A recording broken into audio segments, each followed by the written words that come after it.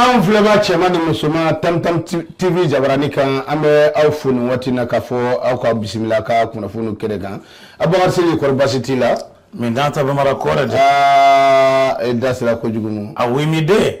min nata bamaran kɔrɛ wimili a wimide min nata bamaran kɔrɛ ale jɔn kelen den wimide jɔn kelen den wimide ko ye jɔn kelen den de alengo nguma fiye awɔ ne ti bamanankan e t'a mɛn kɔrɔfɔ b'i di n bɛ min f'i ye bamanankan a mɛnba ne ti bamanankan mɛn balo man di Mali la bilen dɛ tiɲɛ yɛrɛ la a ko bɛɛ ka segin an ka nin ka ɲi mu yeri minnu bɛ sɛbɛnni kɛ u ka sɛbɛnni k'u ka kan in na anw bɛ a bamayɛlɛma an ka kan na a banna i b'a ye anw ka bamanankan de bɛ ka forme kura di olu ka taabolo ma a ka haramu wa a bɛ ka n'u m'u kunna ja u bɛ ka sɛbɛn ma an bɛ k'u latunu a kuma ka ca dɛ kamalen an bɛ bɛɛ fɔ ka bɛɛ wale ɲuman dɔn minnu bɛ k'an lajɛ jamana kɔfɛ an bɛ u fo jamana kɔnɔmaw an ka foli bɛ u ye aw ka i k'a dɔn an ka video kolonkolon k'a lase a se yɔrɔw la a y'a partager bi kunnafoniw ka girin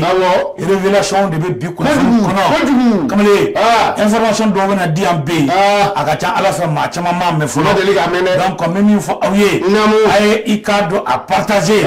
révélation baw de bɛ yan baw de bɛ révélation de bɛ bi ko bɛ dɛ awɔ an bɛ ci di bi citigi ma citigi ka taa ni ci ye a k'a dɔn k'a fɔ ko an fana bɛ yɔrɔ min na ko sisan an bɛ se ka ko dɔ kɛ wala an bɛ se ka ko dɔ kɛ kuma bɛ nin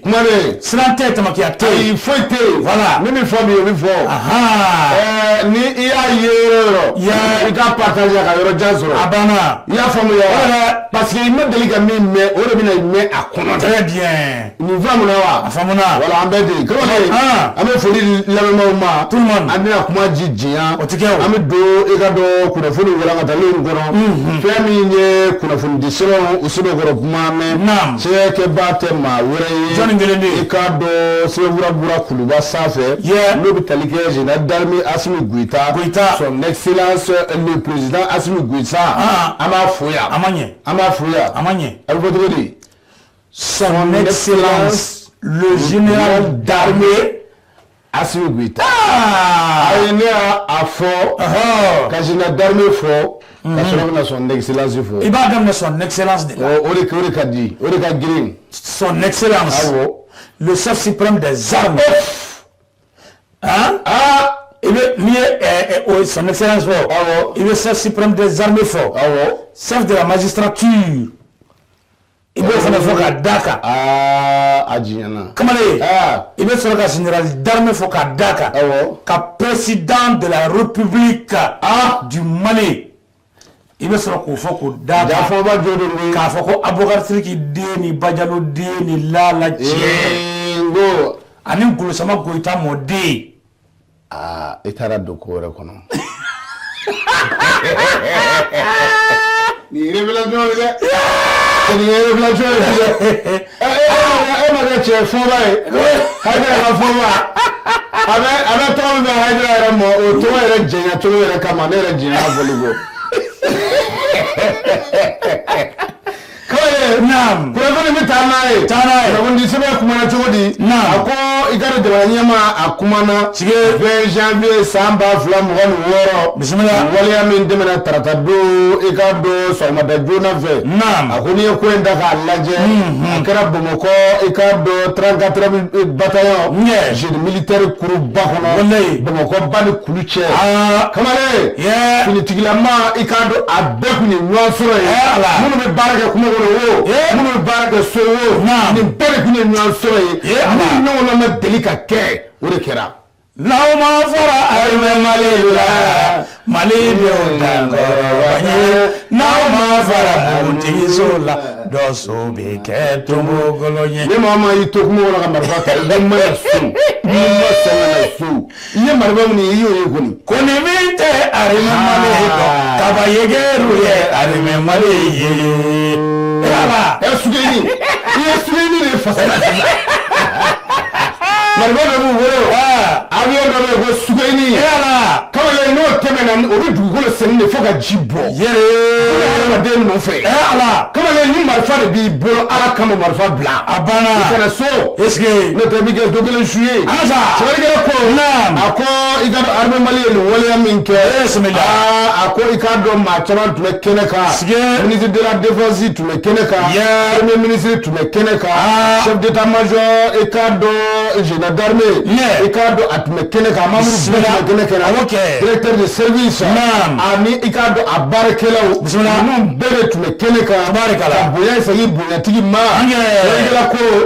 ko nin ko in kɔnɔ i bɛna mun fɔ a ma jumɛn de militaire kuruba in kɔnɔ i k'a dɔn waleyaw kɛra yen ka filɛridaw kɛ ka tasibilaw kɛ ka ɲɛsin golomasiri taba minnu bɛ yen minnu bira kɛlɛ kɔnɔ ka tasibila kɛ ka ɲɛsin olu ma sɛbɛnnikɛla ko a ko cérémonie in kɔnɔ mun bɔra a kɔnɔ bonyamasegiw de bɔra a kɔnɔ n'o ye distinction de ye ka ɲɛsin golomasiri tabaw ma n'o ye jalako n'a nasiraw ye walasa u bɛ fanga sɔrɔ ka kɛlɛ kɛ ka dusu ta ka kɛlɛ kɛ a ko o bɔra a kɔnɔ sɛbɛnnikɛla ko a ko ni o tɛmɛna ka bɔ yen médaille dira i ka dɔn golomasiri taba dɔw ma tɛmɛnen kɔrɔ kɔfɛ ka bɔ yen i k'a dɔn jamana ɲɛmaa ye hakililata hakilila min bɛ yen ni a hakilila sɔrɔ kwalen don o ye jumɛn ye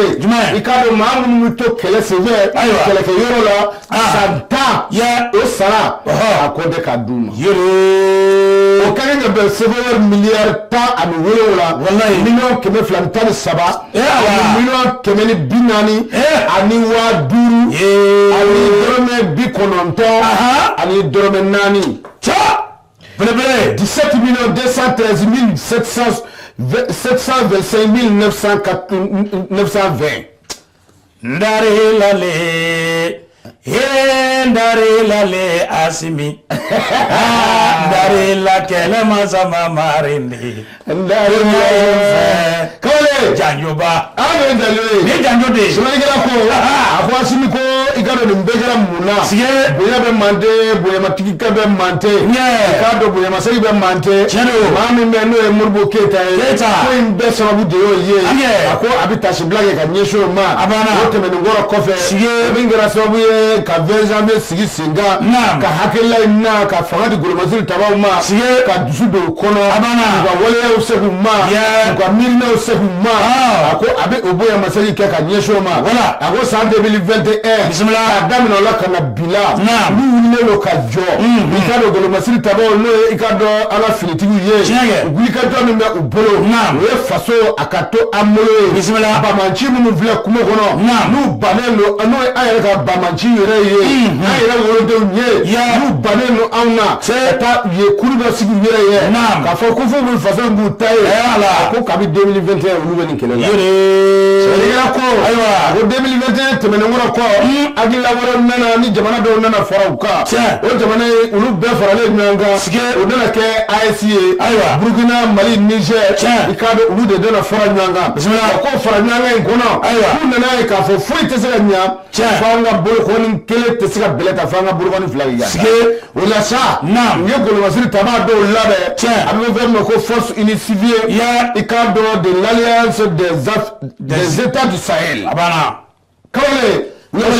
n'i y'a mɛn ko force unifiée o ye ka Mali bɛ sɔrɔsi cɛ dɔ bɔ Burkina bɛ dɔ bɔ Niger bɛ dɔ bɔ olu bɛ ɲaami ɲɔgɔn na Maliyɛnya tɛ yen Burkinaya tɛ yen Nigériya ka tɛ yen nin bɛɛ bɛ kɛ kelen ye forobafuru baarakɛlaw o ye forobafuru baarakɛlaw sɛbɛnnikɛla ko k'u y'o sigi sen kan walasa jamana a bɛ se ka jɔ cogo min na janfa min bɛ an nala a bɛ se ka an yɛrɛ bɔ janfa in kɔnɔ cogo min na président de la transition Assimi Goïta a y'a jira k'a fɔ san 2026 min filɛ k'a tɛna kɛ san ye san min bɛ yen ni i ka dɔn golomasiri tabaw n'u bolo jigin k'u na i ka dɔn bɔrɔndɔni da Bamacɛ cɛjugu ka Mali fan bɛɛ minɛ ka k'an ta ye territoire bɛɛ k'a minɛ ka k'an ta ye wa ko golomasiri taba bɛ kɛ a bɛɛ kɔnɔ u ka laɲini ye sɛbɛnnikɛla ko a ko wa min ye k'a dɔn a bɛ golomasiri tabaw fo u ka baarakɛtaw la u bɛ wulikajɔ min na u bɛ foli ta ka ɲɛsin u ma ka da mun kan maa bamaji dɔw bɛ yen minnu ka baara ɲɛsin bɛ i ka dɔn ni jamana ɲaamini ye n'o ye tentative de déstabilisation ye wulikajɔ min bɛ sen na ko k'o kow dasa o baarakɛlaw jɔkɛlaw fo o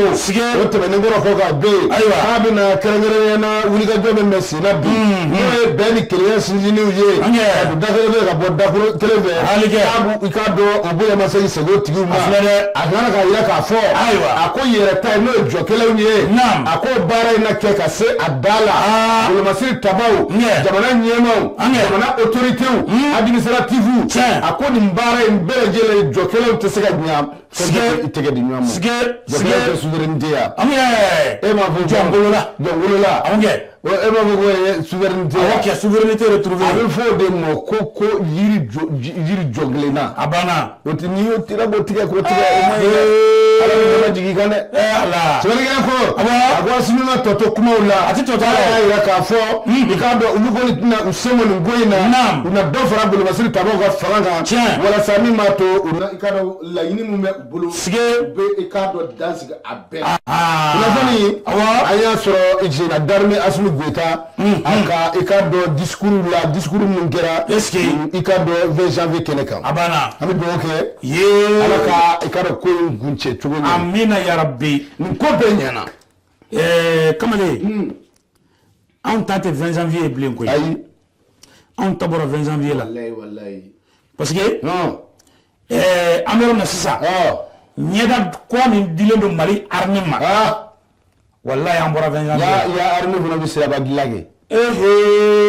bɛ siraba dilan daminɛ sisan kamalen n'i y'a mɛn ko génie militaire olu yɛrɛ tun bɛ o baara in kɛ o ala a kun bɛ yen dɛ nka fɔlɔ génie militaire ka baara généralement u kun y'a bɛn mini ɲini ma dugu jukɔrɔ i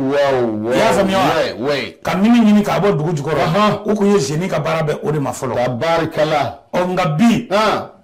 u kan ka diɲɛ ko o ko kɛ u b'a bɛɛ kɛ an ka kɛ fɛn fɛn kamalen sɔrɔsiya la baara bɛɛ bɛ sɔrɔsiya la baara bɛɛ bɛ yen ne sɔrɔsi tailleur bɛ yen sɔrɔsi mécanicien bɛ yen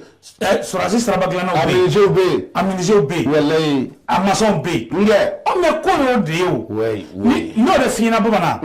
ni ko dira a tigi ma dɔrɔn a bɛ bila a minɛ kɔnɔ walayi mais ni e ye ko di mɔgɔ ma mɔgɔ min t'a ɲɛdɔn fɔ a bɛna don a kɔnɔ de k'a ɲɛɲini k'a ɲɛdɔn san tɛmɛnen na e yɛrɛ fa delila ka dɔ kɛ sɔrɔsi ala somɔgɔ ma deli ka kɛ labo garidi ye mais n bɛna min f'i ɲɛna cɛw baara dugu kɔnɔ ka se u ma kamalen na ka kuma dɔ f'i ɲɛna sa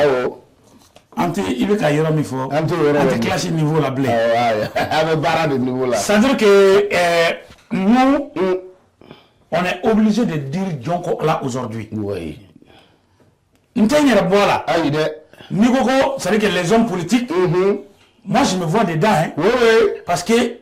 n kɛra parti dɔ ka chargé à la communication adjoint wa ni parti ka fɛn dɔ tun bɛ ne tun bɛ participer wa ne ka page Facebook bɛɛ tun ye parti de o don hali sini ne taara filɛ o de don i y'a faamu ayi dɛ ne ka publication yɛlɛmana dɛ i y'a bɛɛ jigin n ye parti ko bɔ n ka fɛn na pewu hali parti président janjo ye a kun tɛ bila n ka fɛn kan mais fɛn dɔ de don il faut donner à César ce qui appartient à César wallahi politique mɔgɔw ka jɔnko ŋa fa yɛrɛ non a y'a to an ka nin fɔ exploit min bɛ yen bi n'a bɛ ka kɛ terrain kan an ka lakanako sira fɛ ɲɔgɔn nɛgɛ man ɲi politique mɔgɔ tɛ se civil tɛ se civil m'a fɔ alors c'est à dire que parce que civil dɔw bɛ yen et ils sont spécialistes c'est-à-dire u b'u yɛrɛ spécialisé sécurité domaine na olu bɛ yen mais k'a kɛ homme politique de ye ka politique gulokiba to i kan na an filɛ ka exploit min kɛ nin i tɛ se k'a kɛ tɛ se politique kɔrɔ fɛɛrɛ kɛ ka ko kɛ ni fɛɛrɛ ye ko bɛ kɛ ni fɛɛrɛ ye cogo di a kana digi la a bɛ musalaha de musalaha tɛ tiɲɛ ye musalaha tɛ nkalon ye an bɔr'o de kɔnɔ i y'a faamuya fɛn saba de bɛ kuma kɔnɔ kuma ye tiɲɛ nkalon ani musalaha saba tiɲɛ bɛ fɔ tiɲɛtigi bɛ tiɲɛ ye n'i ye nkalon tigɛ a bɛ ye wa n'i ye musalaha fana kɛ mɔgɔw b'a ye i ma tiɲɛ fɔ wa i ma nkalon fana tigɛ bon jamana tun bɛ ka mara ten de an bɔra o de kɔnɔ donc il faut qu'on soit clair ninnu ye min kɛ u ka nin san damadɔ kɔnɔ armée mais minɛn min dira génie militaire ma a lajɛ kɛ n dabali banna de minɛn min lajɛ dɔrɔn n dabali banna de kamalen bɔ o kɔnɔ i b'an ka sɔrɔsiw ye pick-up fɛn o fɛn kɔnɔ bi a bɛɛ ye kura ye kɔrɔlen t'a la voilà a bɛɛ kura ye kɔrɔlen t'a la. A banna. I bɛ maramafɛn minnu y'an ka sɔrɔsiw bolo. A bɛɛ ye kura ye. A tila bɛɛ ye kura ye kɔrɔlen ka dɔgɔ. Wali ni révélation ye. Mais imaginez e ni Ala ni kira cɛ jamana tɛ diɲɛ kɔnɔ bi ko a pays développé len don ka sɔrɔ a ka armée man ɲi. O tɛ ayi o tɛ yen. N'i y'a mɛn jamana ka a ka girin dɔrɔn i b'a sɔrɔ armée de bɛ yen. I ɲɛ bɛ jamana fɛn fɛn la ko wari b'a kɔnɔ k'a jamana kɔnɔdenw b'u diya u bɛ doma kɔnɔ. Walayi mais waati ni yɛlɛ ne. Ala jamana ye armée de ye. an bɛ ka taa diɲɛ yɔrɔ min na ne de la k'a fɔ n ko diɲɛ tɛ suma bilen o banna bɛɛ k'i min bɔ o kan. Diɲɛ tɛ suma bilen. de fait que diɲɛ dayirimɛ bɛ marifa dilan na diɲɛ dayirimɛ bɛ kɛlɛ la diɲɛ dayirimɛ bɛ bombe dilan na fo ka dugukolo meleke diɲɛ tɛ suma bilen. Walayi don o don dɔ bɛ don. diɲɛ don o don ko kura dɔ bɛ ta k'a kɛ ko kura dɔ. Walayi e nin ye tiɲɛ ye koyi. an bɛ lajɛ kɛ mondialement minɛ ka taga n'a ye a tɔgɔ bɔra kɔnɔ Amérique wa. O kɛra. n ko nin fana ye jamana dɔw fana ka marché sɔrɔlen de ye. marifa ko ni business ni fɛnw la nin ye jamana dɔw fana ka marché de sɔrɔlen ye o. bon o tɛ fɛ nin ka ba yɛrɛ. philosophie la u b'a fɔ ko les gros poissons mangent les petits poissons. Oui. I y'a faamuya wa. Politiquement yɛrɛ kun donc maintenant an b'o dakun de la. nin y'o dakun de la. jamana ɲɛmɔgɔ bɛ ka taa ni tasira min ye. an t'u nɛgɛ dɛ. sira in ka ɲi. sira ka ɲi. mais a kun ka d'an ye. u ka sira in redresser k'a ɲɛ. très bien. k'a ɲɛ quoi. a bɛ ɲɛ cogo di. Madi min ɲɔgɔnna k'a kun ka di u k'o ɲɔgɔnna de kɛ. o ye jumɛn ye. an ka élection kɛ an b'u cogo. sara an ka élection kɛ an b'u sigi quoi. u ka sigi. awɔ n'o kɛra da ni minnu tugulen don o da tɔ bɛɛ bɛ yɛlɛ. bɛɛ bɛ yɛlɛ fiɲɛ bɛ don. fiɲɛ bɛ don. awɔ. i y'a faamuya wa. ONG ka na. bari mun fana balo bɛ ONG rɔ. u ka na. voilà donc kɔ b'o niveau de la dɛ. minnu bɛ kɔfɛ olu fana ka na. politiciens minnu bolilen don wa. ayi olu tɛna bɔ yɛrɛ o. olu tɛ ka na o ye o. a ka yafa ne bɛnkɛ ma. diɲɛ kelen. an ye Ibrahima Kamara. n de yafa maa ma dɛ. ni bɛ ka wari dun n de yafa maa ma. Kamale ni Asimi Goita ka nin kuma bɛɛ la fɛn min ye wari min dira 2025 la o kun ye 7 milliards de donc 10 milliards farala kan sisan indemnité la ka di Kolomasiri tabaw ma voilà mais kuma in na kuma bɛɛ dafalen kun ye min ye u ka labɛn k'u fɔnana ni labɛn tɛ ka kɛ u ka labɛn k'u fɔnana anw ka surasiw tɛ mais chauffeur dun u fana tora nin kɛlɛ in sen ne nin ko in gɛnɛ ka a tɛmɛnen kɔrɔ kɔfɛ pétroliers ye réunion dɔ kɛ da sera yirima réunion dɔ kɛ ou bien a b'a cogo di minnu structure dɔ sigilen bɛ carburant ko kama u fana tun bɛ kɛ k'a lajɛ nin kɛra Kolomasiri tabaw tɔgɔ la an fana bɛna nin di chauffeur ma chauffeur muso cɛsabaatɔ ka ca n ko bɔbu bilara chauffeur dɔw n'u ka paranti bɛɛ kan a ye siga kɔni t'o la donc chauffeur dɔw sen tigɛra dɔw yɛrɛ bolo tigɛlen don voilà dɔw banalen don dɔw banalen dɔw fatura donc u k'a lajɛ ka indemnité dɔ fana proposer olu ye olu fana k'o sɔrɔ ko in kɔnɔ an b'a fɔ Asimi ye n'a kɛtɔ don n'u bɛna kɛ u ka teliya n'u tɛ k'a kɛ u ka bila u ka programme na an b'a f'u ye u ye dɔ kɛ bari minnu ɲɛnama don u y'olu récompenser ka médaille di olu ma nka i y'a fɔ cogo min na chauffeur kɛ a jigi tɛ dɔwɛrɛ foyi ye a ka mobili saranin kɔ Mali kɔnɔ yan n'i ye an ka chauffeur sara lajɛ a man ca dɛ sara de bɛ chauffeur la a man ca dɛ bɛɛ ko k'a bɛna ta 4000 chauffeur 4000 o ye personnel ye sa le personnel chauffeur sara cayalenba fana mana tɛmɛ 8000 kan Bamakɔ yan o ye Mali ye dɛ ne ka Mali le fiyɛ kɛ ni taara an kɛrɛfɛ jamana na chauffeur sara bɛ fɔ 300 ni kɔ n b'a dɔn kɛ an kɛrɛfɛ jamana chauffeur sara ka ca Mali la personnel bolila personnel i sara ma tɛmɛ 8000 kan ayi dɔw sara bɛ fɔ 20 sani olu to yen yan Mali la yan Segu Jigeba ka chauffeur kɛ sara togolɛ de don ba sara 20 ni ko ayisa ne kan tɛ olu masa olu ye ayi ne ɲɛ bɛ e bolo jala e ni balo de bɛ ka chauffeur ta k'a fɔ ye ko o sara ye 4,000 kamalen an b'a ɲini ɲɛmaaw fɛ u k'u hakili to ninnu na a bɛ ɲɛ kosɛbɛ kamalen ne taara kunnafoni ye sabu min bɛ n bolo n taara de wele ko Maliwa Ba kamalen n bɛ deli ka kuma in f'i ye ni maa min ye fali feere i ma 400 da la ko kɔlɔlɔ bɛ o la dɛ kamalen o ma dafa fɛn min ye i k'a dɔn anw ka jamana an bɛ don min na i ko bi an bɛ Ala fo k'a wale ɲuman dɔn i bɛ k'i da don min ye i k'a dɔn Bakari Sidiki den ani Bajalo den tɔgɔ la Lala Cɛ kamalen Kulusama mɔden i bɔra ka i da don a tɔgɔ la sisan kamalen e ko e k'a dɔn a ma koba wɛrɛ kɛ wa kamalen a ye ko dɔ kɛ min bɛ maa bolo to i da kɔrɔ a ye ko dɔ kɛ min bɛ maa sɛbɛkɔrɔ dabali ba kamalen i k'a dɔn a n'a hakili bɛ ɲɔgɔn fɛ a n'a miirina i k'a dɔn a n'o bɛ kuma bɛɛ Asimi Goyita kamalen i k'a dɔn a ye mun kɛ discours tɛmɛlen kɔfɛ k'o fɔ jamanadenw ye Asimi Goyita a n'a ka délégation u de wulilen filɛ nin ye kamalen ka taa Kati polyclinique min bɛ yen ni sɔrɔsiw bɛ taa furakɛ yen ka taa u ɲɛ da sɔrɔsi banali kan ye Allahu Akbar nin fɔra ɲana tu sɛbɛnnikɛla ko a ko Asimi Goyita bɛ taa kuma min na nin kɛnɛ in kan i k'a dɔn a ka premier ministre min ye i k'a dɔn Abdoulaye Maïga Bero je répète pour une dernière fois kamalen o kun bi kɛnɛ in kan k'a fara min ye i k'a dɔn conseil national de transition o ɲɛmaaba Maliki Diaw i k'a dɔn an bɛ Maliki Diaw ale kun bi kɛnɛ in kan colonel i k'a dɔn chef d'état-major général des armées kamalen o fana kun bi kɛnɛ kan k'a fara an ka gouvernement maa caman kan sɔrɔsiw ka i k'a dɔn ministre n'o de i k'a dɔn ne bɛnkɛ Sibi Namafara Kamara ni Tabo Namafara Kamara tigɛra sɔgɔma kama ye nunkan kura bɔ a ma tigɛra wulafɛ kama ye nunkan kura bɔ Ala ni bɛnkɛ de ye ko ne Kamara dunun fɔra maa min kɔ ko Sanbalima dunun fɔra i kɔ nin ye bɛnkɛ de ye a ti dimi ka so simani lamba simani dalla fɛn dɔ ni yiri fɛn dɔ sanga lolo ni lolo kuja n'a tigɛra kɔrɔna masaw b'a saraka tilebi masaw b'a saraka sincère jo mɔni k'a ta jo y'ale de ko fɔ ye i jɔ capitaine i bɛna ni woro ye i bɛna woro d'a ma a bɛna sɔnni kɛ i kan ka bulondaw soigner kamalen sɛbɛnnikɛla ko a ko Sadio Kamara kamalen i k'a dɔn a kun bi kɛnɛ kan sɛbɛnnikɛla ko u taara ka taa u ɲɛ da ni banabaatɔ ninnu kan minnu dalen bɛ i k'a dɔn nin clinique kofɔlen kɔnɔ i k'a dɔn ka sabu kɛ 20 janvier ɲɛnajɛ ye sɛbɛnnikɛla ko u don banabaatɔw ɲɛ mana da u kan kamalen nisɔndiya min bɛ da u kan u ka bondaw bɛɛ lajɛlen ye sɛbɛnnikɛla ko a ko banabaatɔ ninnu kɔni sɛbɛkɔrɔ nisɔndiyara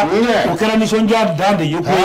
sɛbɛnnikɛla ko i k'a dɔn u ma da o ma u tilala ka taa ni i k'a dɔn médaille ye chevalier de l'ordre national ka taa i k'a dɔn o da sɔrɔsi ninnu disi la bi ta kɔfɛ bi ta ɲɛfɛ jamana ye i k'a dɔn jala di aw ma k'aw kɛ chevalier de ye i k'a dɔn min ye Mali kɔnɔ bɛ aw fana tɛ maa gansi gulonnen ye aw ni Segu Tarawelebaw n'an tɛ kelen ye kamalen i k'a dɔn jɔnjɔn bɛ aw fana bolo sɛbɛnnikɛla ko a ko n'i ye a ta ni ka lajɛ an bɛ don min na i ko bi wa maa minnu bɛ yen i k'a dɔn n'a taara kɛ u ye i k'a dɔn blessure maa ninnu olu kɔni ko u ko tiɲɛ yɛrɛ la i k'a dɔn ko dimi min tun bɛ olu kan Segu ko dimi taara ko dimi taara dɛ ko n'a fɔra ko jamanakuntigi yɛrɛ n'o de ye Abubakari Sidiki den Asimi Goyita a ka wuli ka t'i ɲɛ da olu kan kamalen tiɲɛ yɛrɛ la ko dimi min tun bɛ olu la ko dimi ye i k'a dɔn k'an bɛ da olu ye u bɛ min kɔni fɔ jamana ye kamalen k'an ka wuli k'an jɔ hali bi min ye bamaci kɛlɛ a tɛ dabila ko ye mɛ u dalen bɛ dilan kan olu ko ale n'i y'olu wuli k'u jɔ sen kan sisan k'u bɛ marifa ta ka taa sɛbɛnnikɛla ko a ko n'i ye a ta ni ka lajɛ a ko le ministre a également rendu un hommage ko ministre ye hommage kɛrɛnkɛrɛnnen bila o ye tasi bila ye appuyé i ka dɔn héros tombé au sang d'honneur kamalen k'a fɔ ko ninnu de ye héros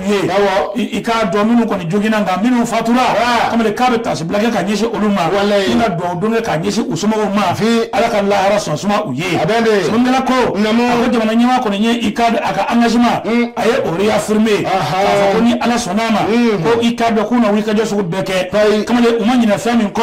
o de ye otage ye maa minnu bɛ otage la u ko n'Ala sɔnna ma u bɛ fɛɛrɛ bɛɛ kɛ o makofɔlenw u bɛ se ka u yɛrɛ kana sɔrɔ cogo min na ka lafiya sɔrɔ ka segin u ka denbaya la k'u na o fɛɛrɛ bɛɛ lajɛlen kɛ otage ye walasa i k'a dɔn u ka se ka segin so cogo min na kamalen fasere Malibugu ye a sɛbɛn Asimi Goyita a n'a ka cɛdenw u wɔlen filɛ nin ye den ka taa u ɲɛ de da i k'a dɔn maa banaw kan nin yɔrɔ kofɔlen la wallahi an bɛ dugawu de kɛ i bonya yɔrɔ an bɛ dugawu de kɛ dugawu min bɛ yen ni i ka dɔn min bɛ se k'u wuli a banna k'u jɔ u sen kan tabarikala an b'o dugawu de kɛ u ye dugawu kɛ ka ye Salo banabaatɔ dalen ka taa don a kan ka a bonya segin a ma karisa an hakili b'i la koyi i fana b'a dɔn hali sini ni ne wulila ne bɛ taa a ka haramu o tɛ manamana ko ye koyi an bɛ dugawu de kɛ banabaatɔ ninnu ye région fana ka kɛ tan ka cercle kɔnɔ taw fana kɛ tan a bɛ kɛ sababu ye baara bɛ ɲɛ an bolo tabarikala kunnafoni bɛ taa ni Sikaso san 2026 janvier kalo tile 21 ko i k'a dɔn wulikajɔba dɔ kɛra Sikaso min kɛra sababu ye golomasiri tabaw banbaji jabalaw sigilen bɛ yɔrɔ o yɔrɔ e ko a dɔw ma minɛnkolon ji wa sɛbɛnnikɛla ko yɔrɔ min bɛ wele n'o ye Faca ye Faca i k'a dɔn fure dɔ don mais Sikaso mara de la a ko an ka golomasiri tabaw u wulila sɔgɔmada joona fɛ ka taa ninnu jabala kari-kari a ko a ka ca i k'a dɔn jabala 4 5 ye minnu kɔni kun ye bamanjiw sigiyɔrɔ ye a ko u y'u ci k'u dawolo ci dɔw bolila a ko u taara ka fɛn min to u kɔ e b'o dɔn wa moto yɛrɛ moto dafalen aw jiri kura dafalen u taara k'o de to yen a ko n'o bɔra yen matériel de communication ni arajow ye u taara ka ninnu to u kɔ panneau de solaire min ni courant di u ma batterie chargeur a ko minnu kɛlen bɛ ka tɔgɔdani yɛrɛ sigi u yɛrɛ ka bugudani sigi u yɛrɛ jikɛnɛ dɔw fɛ Sikaso a ko u bɛɛ lajɛlen n'a kolon cira sɛbɛnnikɛla ko a ko chef d'état-major d'armée général d'armée a y'a yira k'a fɔ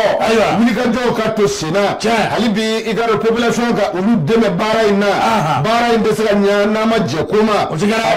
i k'a dɔn golomasiri tabaw filɛ ka wulikajɔ min kɛ nin ye k'a wulikajɔ in tɛ dɔwɛrɛ ye i k'a dɔn bamanciw i k'a dɔn minnu kɛlen bɛ ka dankari yɔrɔw la ko wulikajɔ in kunba de kun ye nin ye wa ko u kun ka dugumaw sɛgɛ cogo min na ko nin ye i k'a dɔn u kɛlen k'u yɛrɛ sɔrɔ ko u bɛ i k'a dɔn golomasiri tabaw minnu ye nin wale in kɛ k'u b'u féliciter ka tila k'a yira u la k'u sigilen don k'u lajɛ k'u lamɛn ka kɛtaw n'u ka yetaw la sɛbɛn an y'a bɔ min ye faama ka golomasiri tabaw ka sɛbɛn na min kɛra janvier kalo tile 22 san 2026 an ka jamana in kɔnɔ yan an bɛ dugawu kɛ ala ka sebaya di golomasiri tabaw ya rabbal alamin ala ko k'a ka alaya kama ala k'o kɛ Mahamadu Mustafa bonya kama ala k'o kɛ i ka dɔn an ka sahaba ɲuman bonya kama ala k'o kɛ an ka walijuw bonya kama ala 313 bonya kama walijuw 313 bonya kama ala k'o kɛ 115 ye kamalen i ka dɔn bi jumadonya ba in bonya kosɔn kamalen i ka dɔn ala k'o k'a ka alaya kama Allahu Jabbaru Wahidu Rahmani Rahimi Maliki Qudusu Salamu Mu'min Mu'aymin Al-Aziz Jabbar Al-Mutabbir Al-Khaliqul Qahhar ala k'a ko bonya kama ye min ye nin ye ala tɔgɔ 99 ni y'a a couple fɔlɔ de ni sera laban in na i b'a bonya i bɛ hakilila don a kɔnɔ quoi o y'a moriya yɔrɔ ala sago jama sago i taa ne kunnafoni ye min ye 20 janvier ne b'a kɔnɔ hali bi n'a ka biya la kamalen i k'a dɔn 20 janvier kamalen sɔrɔsiw ka i k'a dɔn nin seliba in a ta ko 65 na kamalen o ɲɛnajɛ de tun bɛ senna an ka jamana in kɔnɔ e ko sɔrɔsiw dɔrɔn y'a kɛ wa min ye Mali fan 14 maliden bɛɛ lajɛlen ye a ka nisɔndiya de yira kamalen i k'a dɔn fasɛri sɛbɛn min bɛ yen n'a bɛ wele ko sɛnɛ kunnafoni maa min y'a sɛbɛn a tɔgɔ ko dɔn ɲuman a jamu ye Jara ye a ko i k'a dɔn sɛnɛ kunnafoni kɔnɔ a ko musoba dɔ bɛ yen a y'a ɲɛnamaya musoba nin ye jɔn min ye fɛn min ye i k'a dɔn madamu Balo Asa Sumaworo atelier Firdausi a ɲɛmaaba kamalen i k'a dɔn ale i k'a dɔn 20 janvier ko ale fana y'a ɲɛnamaya kɛnɛ belebele parce que Badalabugukaw fɛ yen sɛbɛnnikɛla ko a ko 20 janvier don kamalen nɛgɛ kaɲɛ 8 bɛ dafa waati min na o y'a sɔrɔ min ye i k'a dɔn ni jɛkuluba in n'o ye atelier Firdausi ye a ɲɛmaaba a n'a ka jɛkulu tɔndenw kamalen u kɛra ka i k'a dɔn kuru kɔnɔna fa tetew k'a fara kalandenw kan bari n'i ye atelier Firdausi ko n'i y'a ta k'a lajɛ kamalen a ka baara ye mun ye kamalen a bɛ maaw de former fɛn caman na safunɛ dilan ni safunɛji dilan eau de javel dilan kamalen i k'a dɔn maquillage ni a ɲɔgɔnnaw a bɛ maaw de former o ko caman ni a ɲɔgɔnnaw la sɛbɛnnikɛla ko a ko n'i ye Atani ka a mɔfilɛ fɛn min ye i ka o ekɔliden 70 ɲɔgɔn na olu de ka diplôme bɔra ka bɛn ni o don ye ɲɛnajɛ k'a don o hukumu n'o cadre kɔnɔ kamalen nin kɛnɛ in kan ancien combattant welela olu tun bɛ kɛnɛ kan min ye sɔrɔdasiw ka service social o welela o tun bɛ kɛnɛ kan kamalen dugutigilakaw mairilakaw kamalen a bɛɛ lajɛlen ye ɲɔgɔn sɔrɔ i ka dɔn nin kɛnɛba in kan walasa ka se ka taa kɛnɛ in ɲɛnamaya fasilikɛba ka fɔ la a ko nin kɛnɛ in a bonya n'a karama kun talen don k'a di sɔrɔdasiw ma kamalen i k'a dɔn k'a kɛ bonyamasegin ye k'a kɛ taasibila ye k'a ɲɛsin Mali sɔrɔdasiw ma jan ko kɛnɛ min filɛ nin ye n'o ye i ka dɔn atelier Firidausi ye a ye sɔrɔdasi muso minnu bɛ yen ni olu fatura n'u cɛw fatura o musow a y'olu ta k'u former k'u dege baaramisɛnnin caman na kamalen o taasibila fana tun bɛ nin kɛnɛ ala atelier Firidausi i baro kɛ yɛrɛ min na i bɛ se k'a fɔ de ye man di k'a fɔ i ma deli k'a tɔgɔ mɛn i m'a tigi ɲɛna i bɛ baro kɛ yɛrɛ min na Bamakɔ yan tɛ yen la sɛbɛnnikɛla ko ɲɛnamaw la a ko ni Atani ka lajɛ kamalen an bɛ don min na ko bi fɛn min ye i ka dɔn jɔn ko ala min ye i ka atelier Firidausi a bɛ nin kɛnɛ in ɲɛnamaya ko an bɛ taa an jɔ i ka dɔn a san 5nan na n'o ye a 5e édition a bɛ nin kɛnɛba in sigi k'a ɲɛnamaya madame Balo Asa Sumaworo n'a ka cɛdenw fɛ fasalikɛba ko musoba in ɲininkara a ko hakilina jumɛn y'i bila nin na madame Balo Asa Sumaworo a ko n'i ye Atani ka a filɛ ale ye i ka dɔn maa ye maa min ye jamana bɛɛ lajɛlen jɛ ye ale bɛ maaw de dege i ka dɔn baaramisɛnnin caman na n'a fɔra k'a fɔ ko jamana i ka dɔn tɔgɔla donba dɔ bɛ yen n'o ye sɔrɔdasiw tɔgɔla don ye k'a ka kan ale madame Balo ka ye i ka dɔn o kɛnɛ ɲɛnamali la o de kama a ye i ka dɔn nin don in kɛrɛnkɛrɛn k'a bɛn ni ale yɛrɛ ka ekɔliden caman bɔli ye n'u ka diplôme sɔrɔli ye a bɛ fɔ minnu ma ko aîné traditionnel coupe et couture la décoration pâtisserie ani saponisation a bɛ nin bɛɛ lajɛlen kɛ a ka yɔrɔ la o de la a ko k'ale y'a ka i ka de sortie kɛ ka bɛn ni i ka dɔn bi donya ye fasalikɛba ka fɔ la a ko capitaine Mariam Diallo ale tun bɛ service social tɔgɔ la ale ko jɔn ko ala ko i ka dɔn an bɛ yɔrɔ min ko bi k'a bɛ foli kɛ i ka dɔn atelier kɔnɔmɔgɔw ye k'u ka nin service k'a jɔyɔrɔ ka bon kosɛbɛ hali baara min na a ka continuer a fɛ n'o ye min ye Jɛnɛba Sɛki o min ye armée fasa da ale fana tun bɛ kɛnɛ kan a fila n'a dɛmɛ la walasa jama ka se ka nisɔndiya cogo min na atelier Firidausi min ye i ka dɔn 20 janvier u fana y'a kɛ bonya ani karama kɔnɔ ani laadiriya kɔnɔ. An bɛ dugawu de kɛ ala ka san wɛrɛ taw jira an na. Ami. Madame Sumaworo. A fɔ Madame Balo. Madame Balo. Awɔ. An b'a f'i ɲɛna. I bɛ mɔgɔ wɛrɛw former ka fara jamakulu in kan. A fɔ a ye. Jijew a ye Jije formation min daminɛ. I y'a faamu. Ayi Madame Balo Jijew ta to yen. Tam-Tam TV mago b'i la. Tam-Tam TV mago b'a la. Tam-Tam TV mago b'a la. Voilà. An mago b'a la hali jiginn'o la sisan. Tam-Tam TV mago b'i la. E ko cogo di? I y'a mɛn wa? Hali ni ma tɛmɛ o kan a b'a faamu. Bon ni an n'a ye yen ha.